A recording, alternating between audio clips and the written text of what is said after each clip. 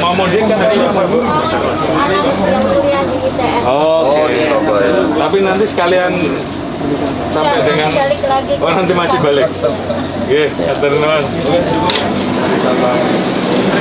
Tambah bisa, tapi di keterangan berbeda Pak Kapolri di Susma. Itu semua tersendiri.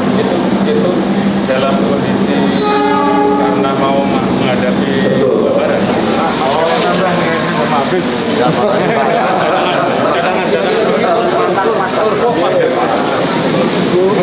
Ibu, ini dari Pak Kapolri. ini masker Bu ya. Disimpan atau dipakai? Pakai. Cadangan Bu. Saya bagian Kenapa kok mau booster? kesehatan. Oh, bukan mau mudik bukan? Enggak. Oh, kirain mau mudik. Contohnya nih Pak. Nah, ini kan baru observasi. Baru saja kita melaksanakan peninjauan untuk mengecek bagaimana kesiapan dari kereta api di Stasiun Senen dalam rangka memberikan pelayanan terhadap masyarakat khususnya terkait dengan kesiapan menghadapi arus mudik.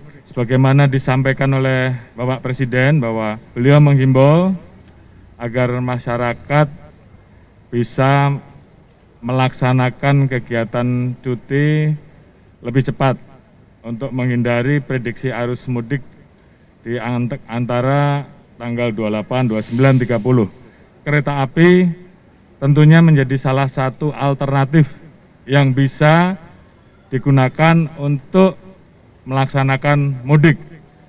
Disampaikan bahwa masih ada kurang lebih 20.000 seat atau tempat duduk yang bisa disiapkan oleh PT KAI untuk melayani tambahan bagi masyarakat yang akan melaksanakan mudik. PT KAI siap untuk menambah kapasitas tempat duduk sehingga total bisa melayani masyarakat yang akan mudik dengan total 50.000.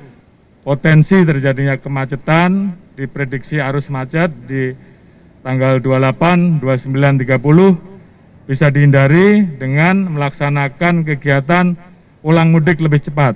Kita menyiapkan gere-gere untuk melayani booster baik di jalur tol, di rest area, di terminal-terminal, baik di kereta api, di terminal udara, di kapal, semuanya ada sehingga masyarakat yang belum melaksanakan booster bisa kita layani booster.